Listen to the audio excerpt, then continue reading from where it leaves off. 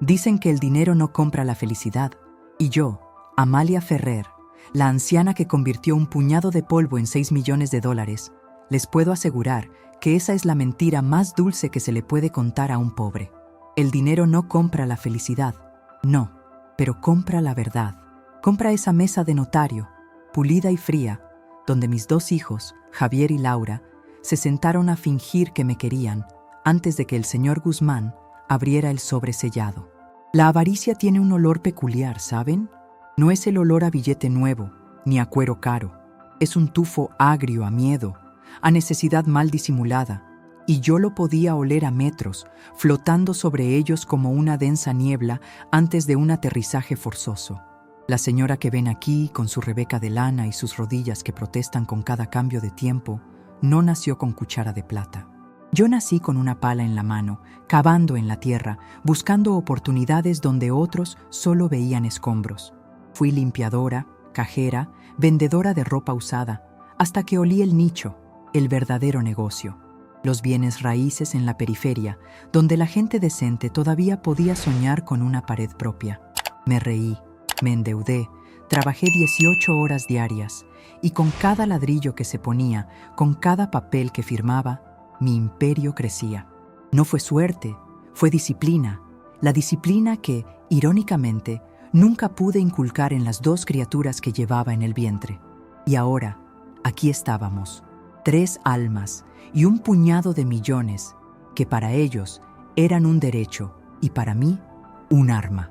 Un arma para desenmascarar la farsa que había sido mi vida familiar durante las últimas 2 décadas. El gancho, el anzuelo que me arrastró a esta silla, fue la frase que Laura, mi hija, la más sanguijuela de las 2, me escupió en la cara hace apenas 3 semanas, justo después de mi cumpleaños 72. Yo estaba en la cocina, tratando de entender la factura del gas, y ella, con su bolso de diseñador y su aire de superioridad, me exigió un préstamo para invertir. Cuando me negué, cuando le recordé que no era un banco, que ella ya era una mujer adulta y debía valerse por sí misma, se encendió, y sus ojos, que antes eran espejos de los míos, se llenaron de un fuego venenoso. «Tú no heredas nada», gritó, con un volumen que reventó el silencio de mi casa. «Todo lo que tienes es gracias a papá, y cuando tú te mueras, a nosotros se nos debe esa parte. No te necesitamos ahora, vieja». «Te necesitamos muerta», no dijo vieja, pero la intención flotó en el aire, densa y tóxica. Yo no respondí, solo la miré, y en ese momento entendí que mi maternidad había sido un fracaso espectacular. Había construido un imperio de ladrillo y mortero, pero mi cimiento familiar era de arena. Esa noche, con el corazón apretado como un puño, llamé al notario. No para cambiar lo que ya estaba escrito, sino para confirmar que la ejecución de mi voluntad sería el momento de la verdad definitiva. El notario, el pobre señor Guzmán, un hombre con la paciencia de un santo, aclaró su garganta y comenzó a leer. Laura se recostó en su silla, cruzando sus piernas delgadas como si estuviera a punto de recibir una felicitación o una copa de champán. Y Javier, el silencioso, el que siempre operaba en las sombras pidiendo un pequeño adelanto para sus oscuros proyectos, se inclinó ligeramente, con las manos juntas como un monje. Yo solo observaba, sintiendo el hormigueo helado de la anticipación recorriéndome la espalda. 6 millones de dólares. Era la cifra que flotaba en el ambiente, una cifra que, para ellos, era la llave a una vida de ocio. Para mí, era la prueba de mi sacrificio y mi castigo. Escuchar al notario decir la cifra en voz alta, solemne y profesional, fue como escuchar el detonador. La explosión no fue el ruido, fue el silencio expectante que siguió, el silencio que precede a la furia. En ese momento, antes de que el señor Guzmán llegara a la cláusula más importante, la que yo había dictado con precisión quirúrgica, me di cuenta de que mi venganza no era por maldad, sino por justicia. Ellos nunca entendieron el valor del esfuerzo, solo el brillo del resultado. Y yo estaba a punto de enseñarles una lección que no se aprende con libros, sino con el dolor de una herencia que se esfuma. Estaba sentada en la cabecera de la mesa, la gran matriarca de mi propia ruina emocional, lista para ver cómo el dinero, esa cosa que tanto había amado y odiado, finalmente hacía su trabajo sucio. Y solo era el comienzo. El notario, el pobre Guzmán, carraspeó una vez más, ajustándose las gafas que le colgaban de la punta de la nariz como si estuviera a punto de bucear en aguas turbulentas. Sus ojos, acostumbrados a la frialdad del derecho testamentario, brillaban con una incomodidad palpable, una sutil advertencia que mis hijos, cegados por el brillo de los 6 millones, ignoraron olímpicamente. Podía ver cómo los engranajes giraban en sus cabezas calculando. Laura ya estaba mentalmente comprando el yate que nunca podría pagar, mientras que Javier, más pragmático, estaba liquidando sus deudas y planeando la apertura de algún negocio turbio que, por supuesto, fracasaría en 6 meses. Yo los miraba, y un recuerdo me golpeó con la fuerza de un portazo en un día de viento. Tenía que ser coherente. El ritmo narrativo me exigía una pausa aquí, un flashback que justificara la dureza de mi puño. Pensé en el colchón. Sí, el colchón de muelles rotos donde dormí durante mis primeros 20 años, al lado de la estufa de carbón que apenas calentaba el aire de la pensión. Ese colchón no era solo un lugar de descanso, era mi oficina, mi sala de juntas, mi alcancía de sueños. Ahí, escondidos bajo el forro desgarrado, guardaba mis primeros billetes, los que ganaba lavando platos, billetes sucios y grasientos que olían a lejía y a esperanza desesperada. Cada billete era una renuncia, un no rotundo a un dulce o a un par de zapatos nuevos. ¿Y mis hijos? Mis hijos se quejaron toda su vida de que la piscina climatizada se había averiado en invierno. Se quejaron de que sus coches no eran lo suficientemente rápidos, de que sus viajes a Europa no incluían la primera clase. Nunca conocieron el hambre real, el frío que se mete hasta el tuétano, la humillación de tener que pedir un favor a un desconocido. Y ese fue mi error, mi pecado capital como madre. Pavimentar el camino con tal opulencia que el esfuerzo se convirtió en una abstracción, una palabra fea y vulgar de la que no querían saber nada. El notario siguió leyendo con voz monótona la lista de bienes, una letanía de propiedades, acciones, cuentas offshore que para mí eran como pequeños monumentos a mi propia tenacidad. La casa de la playa en Marbella. Laura suspiró, un gemido de placer contenido.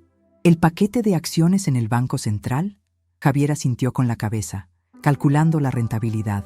Pero la verdadera revelación, el gancho que yo había preparado con malicia quirúrgica, estaba por llegar.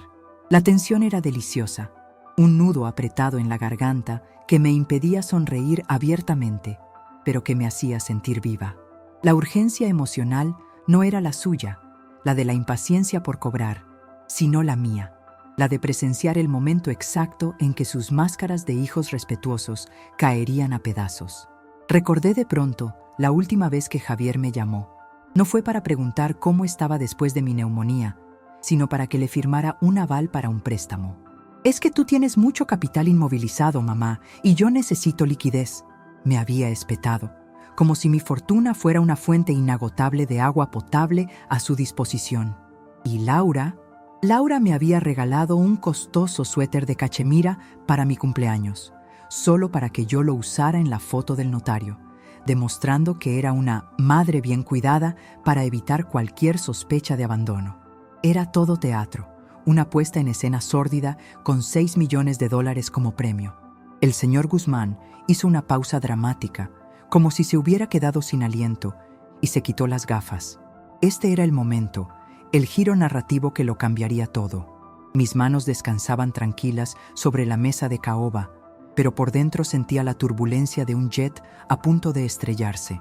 «Y ahora», dijo el notario, con una voz que, por primera vez, sonó fuerte y clara, la disposición relativa a los 6.320.000 dólares líquidos que constituyen la masa principal de la herencia de la señora Amalia Ferrer.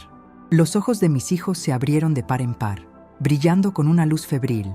La revelación que yo había planeado no era la de la cifra, sino la del destino. Este era mi momento de vulnerabilidad controlada, demostrarles que el golpe venía del corazón que ellos habían despreciado. Yo había trabajado toda mi vida para que nunca me humillaran. y ellos habían trabajado toda su vida para avergonzarme con su falta de ambición genuina. Mi voluntad final y explícita es la siguiente, leyó Guzmán, sosteniendo el papel como si fuera un trofeo. Lego la totalidad de mis bienes líquidos, sin excepción, a la Fundación Colibrí Azul, para la creación de escuelas técnicas de formación profesional en las zonas más deprimidas de la ciudad. Una institución de mérito, donde los jóvenes que carecen de recursos puedan aprender un oficio y ganarse la vida con la dignidad que yo tuve que forjar con mis propias manos.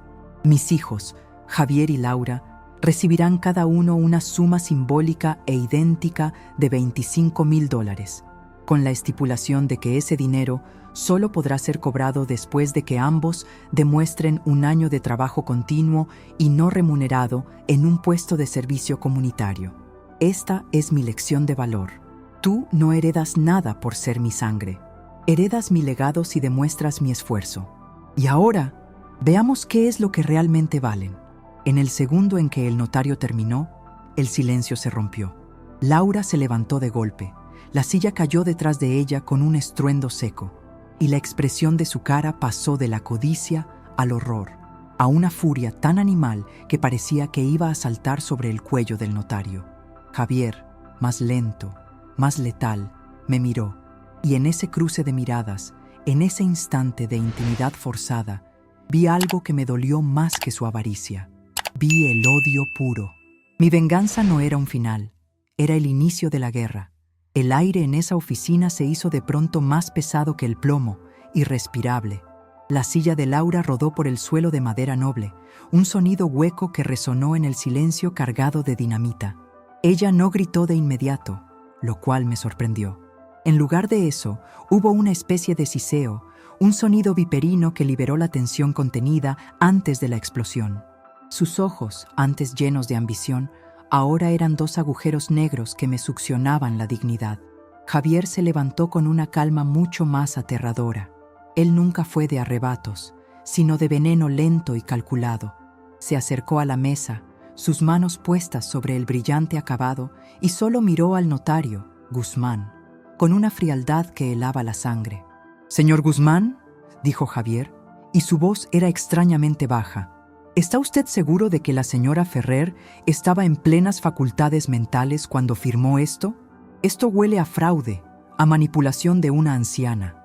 Esa fue su primera línea de ataque, la negación del mérito y la insinuación de mi senilidad. Un gatillo mental potente, la duda. El notario, un profesional curtido en 1000 batallas familiares, mantuvo su compostura. Señor Javier, su madre vino aquí hace 3 semanas, perfectamente lúcida, y me dictó la voluntad con una claridad asombrosa.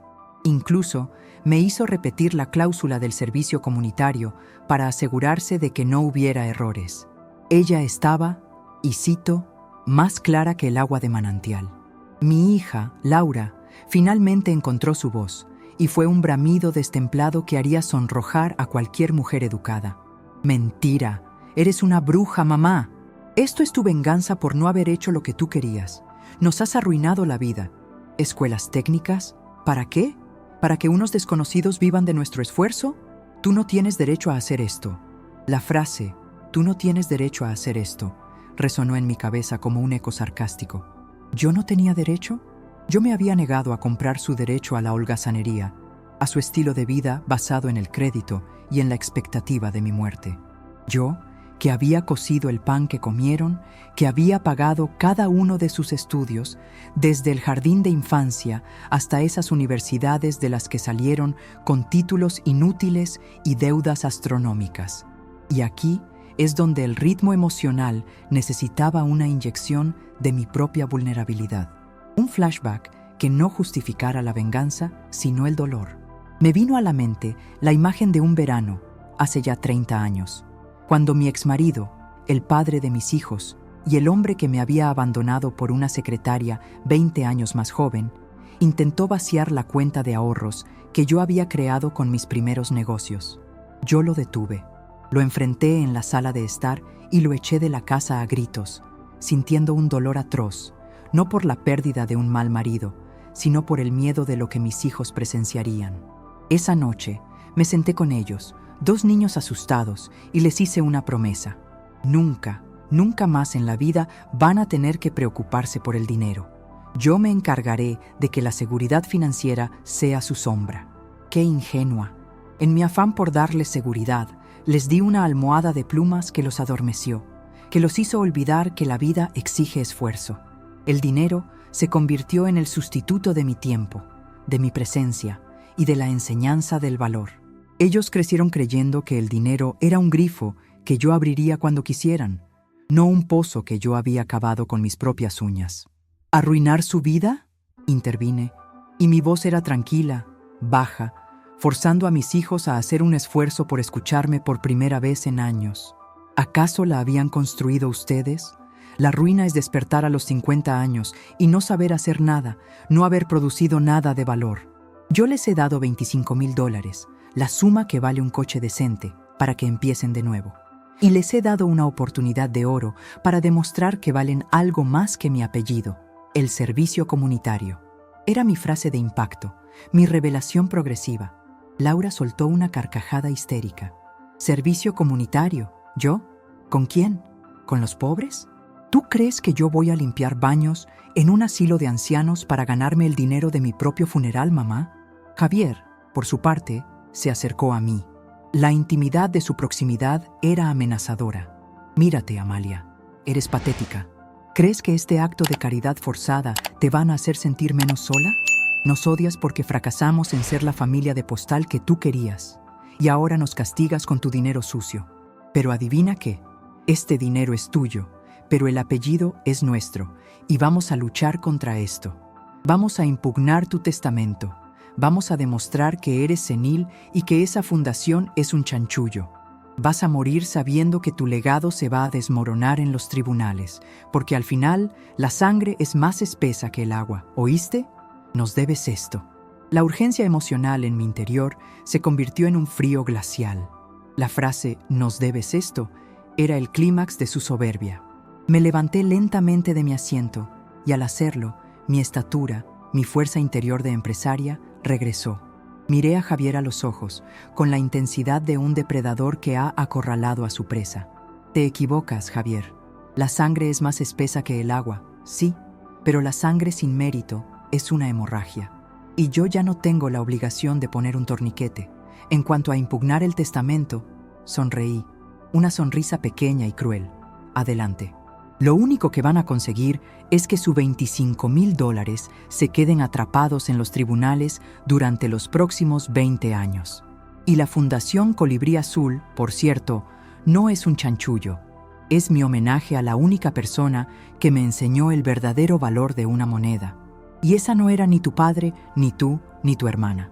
Concluí, creando otro gatillo de curiosidad y anticipación. Me di la vuelta, dejando a mis 2 hijos sirviendo en su propia frustración, y salí de la oficina del notario sin mirar atrás, sintiendo que había despegado por fin de una pista que me había retenido demasiado tiempo. El combate real apenas había comenzado, pero la primera y más importante batalla, la del testamento, ya la había ganado. La salida del notario fue una bocanada de aire fresco después de la toxicidad de esa pequeña sala. Dejé a mis hijos, Javier y Laura, sumidos en un pantano de frustración y cálculo, como 2 pequeños insectos atrapados en miel pegajosa. El golpe de la puerta al cerrarse detrás de mí fue el sonido más satisfactorio que había escuchado en años, una especie de cierre de capítulo brutal, pero necesario. Mientras caminaba por la acera, sintiendo el sol en mi rostro, el ritmo narrativo me obligaba a ralentizar el paso, a permitir una reflexión más profunda. Ya había expuesto el conflicto y la venganza. Ahora tocaba revelar la pieza faltante, ese detalle sutil que había insinuado al final del bloque anterior. ¿Quién era la persona que realmente me había enseñado el valor de una moneda? ¿Quién era la inspiración detrás de la Fundación Colibrí Azul? Este era el momento de la revelación progresiva y de la intimidad real. La fundación no era solo un castigo para mis hijos, era un monumento a mi hermana, Clara, la única que nunca me pidió nada y me dio todo. Clara era la antítesis de mí. Yo era el fuego, la ambición desmedida, la que veía 1 millón en cada esquina. Ella era el agua, la calma, la que veía el valor en el trabajo manual, en la creación de algo útil con las manos. Ella era costurera. Una modista excepcional que, con un par de tijeras melladas y una máquina Singer de pedal, vestía a medio barrio con una dignidad que el dinero no podía comprar. Mientras yo estaba obsesionada con el ladrillo y el papel, ella estaba obsesionada con el hilo y la aguja, con la precisión de una costura, con la calidad de una tela bien elegida. Y me venía a la mente, como si fuera ayer, una discusión que tuvimos, un flashback que definía la esencia de mi testamento. Yo tendría unos 40 años, ya era rica, ya conducía un Mercedes y usaba trajes caros. Fui a visitarla a su pequeño taller, un cuarto trasero lleno de telas de colores y el zumbido constante de su máquina.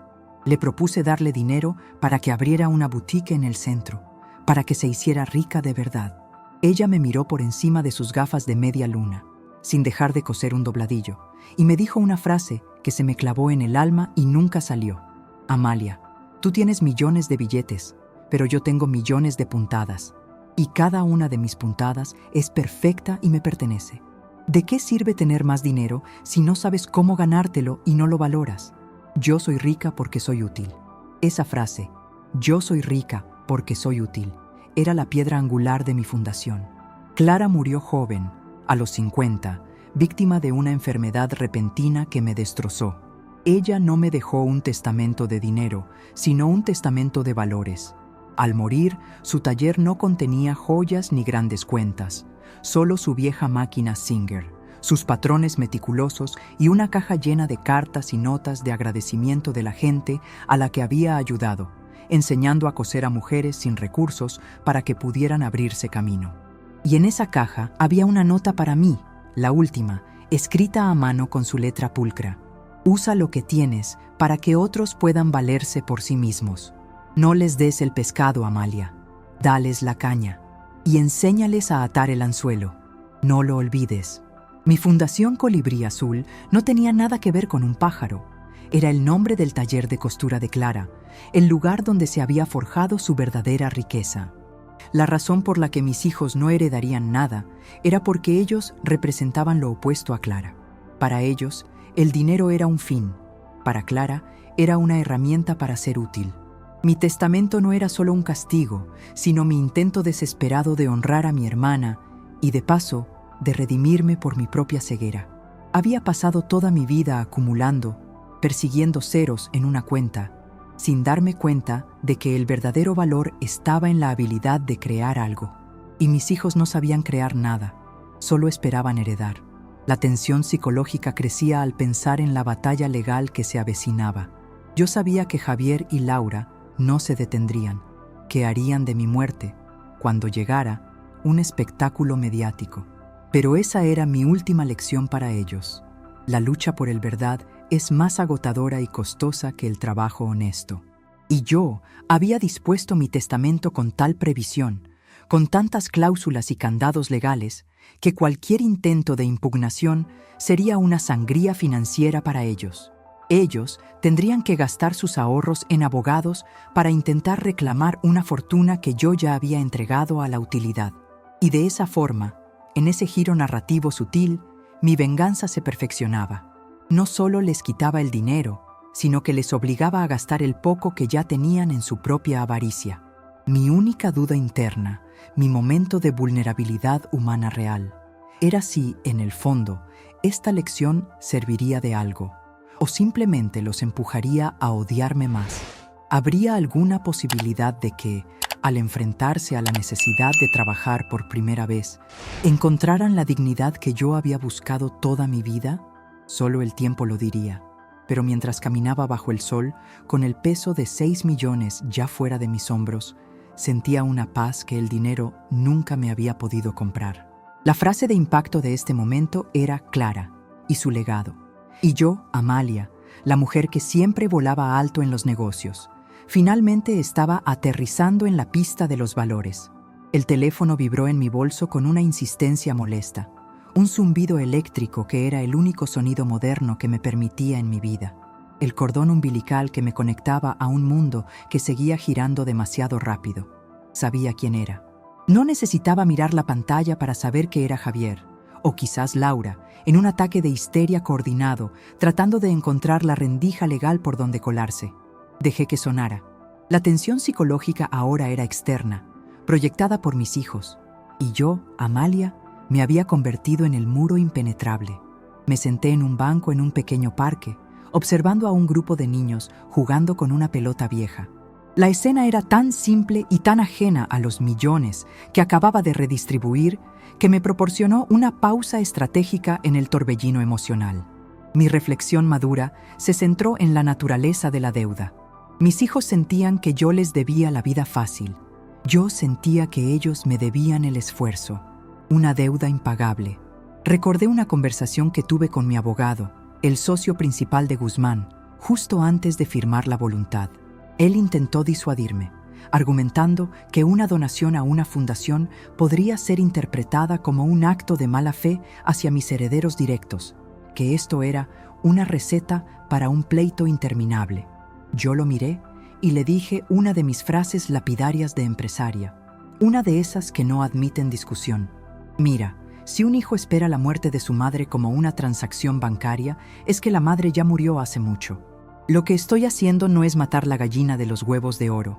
Estoy intentando salvar sus almas de la indigencia moral. Si tienen que gastar $100,000 en abogados para luchar por un cero, entonces que lo hagan, que descubran lo caro que es ser miserable. Este pensamiento me devolvió la firmeza. La anticipación ahora se centraba en la respuesta de ellos. Yo sabía que Javier no se conformaría con el ataque legal.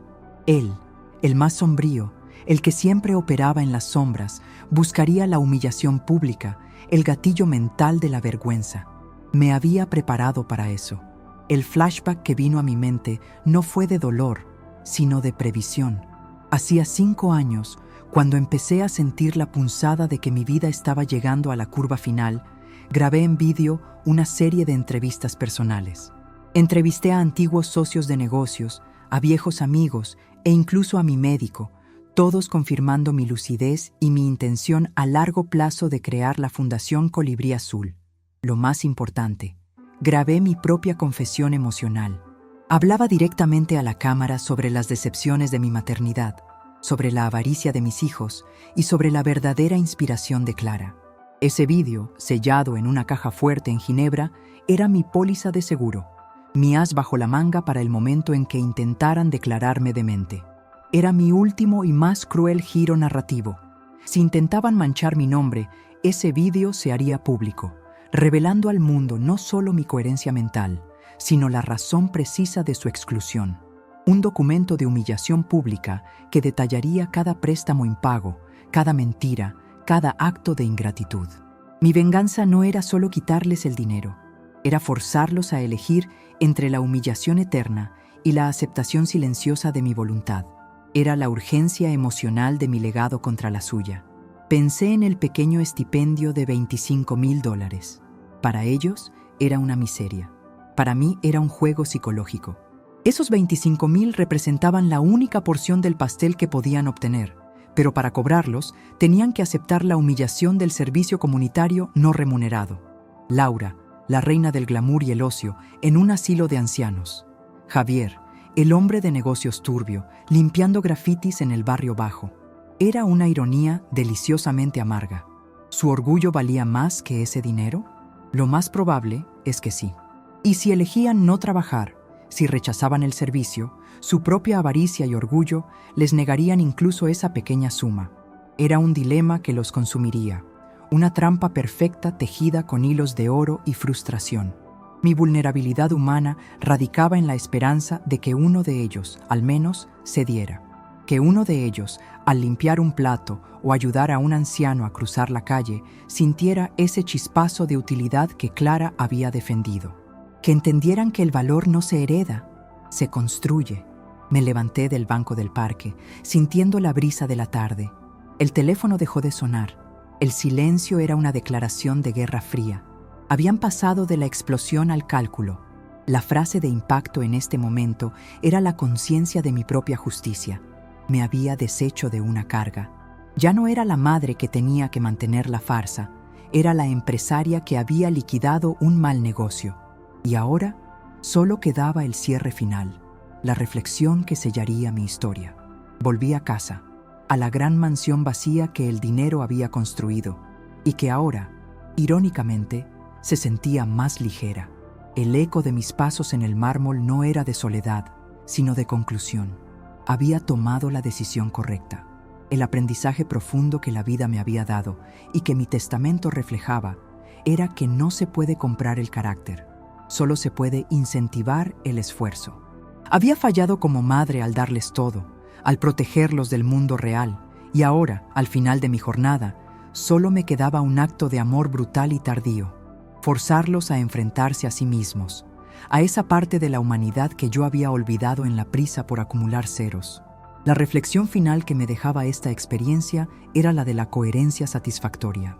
Mi fortuna, forjada con uñas y dientes en la tierra, ahora sería devuelta a la tierra para que otros pudieran aprender a cavar sus propios cimientos, tal como Clara me había enseñado con su ejemplo silencioso. Mis hijos no estaban condenados a la pobreza, ni mucho menos.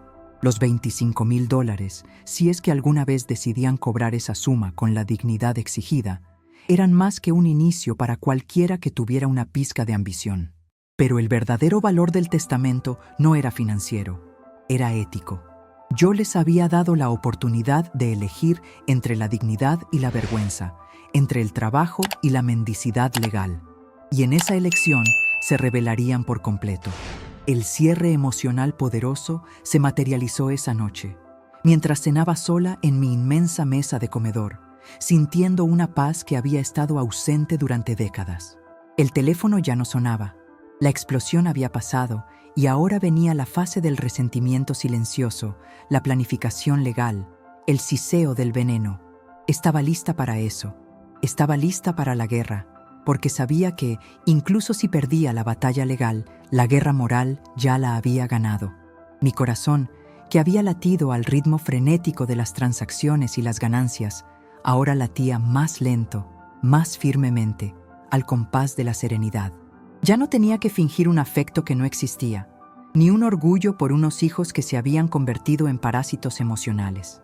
El testamento me había liberado de la última y más pesada de mis deudas, la de la hipocresía familiar. No buscaba el perdón de mis hijos, porque el perdón se gana, no se exige. Buscaba mi propio perdón, el de la joven Amalia que prometió no olvidar de dónde venía. Y al donar mi fortuna a la Fundación Colibrí Azul, para enseñar a otros el valor de una puntada perfecta, del oficio bien hecho, sentí que por fin había cumplido con esa promesa. El futuro de mis millones era el futuro de jóvenes que aprenderían que la riqueza no es lo que tienes, sino lo que puedes crear. Ese era mi legado, mi única estela que valía la pena dejar. Y mis hijos, con su ambición ciega, solo recibirían un puñado de polvo de oro, la pequeña suma que yo consideraba adecuada para comprarles un año de reflexión, si acaso tenían la inteligencia para aceptarlo. Miré la ventana. La noche era profunda y silenciosa. No había dolor, solo una satisfacción fría y profunda. La historia de Amalia Ferrer, la mujer que construyó 6 millones de la nada, no terminaría con una transferencia bancaria a sus herederos, sino con una transferencia de valores a una nueva generación. La frase final que sellaba la historia, desde lo más profundo del corazón de una empresaria redimida, era: el verdadero valor de mi vida no fue cuánto gané, sino cuánto me atreví a no heredar.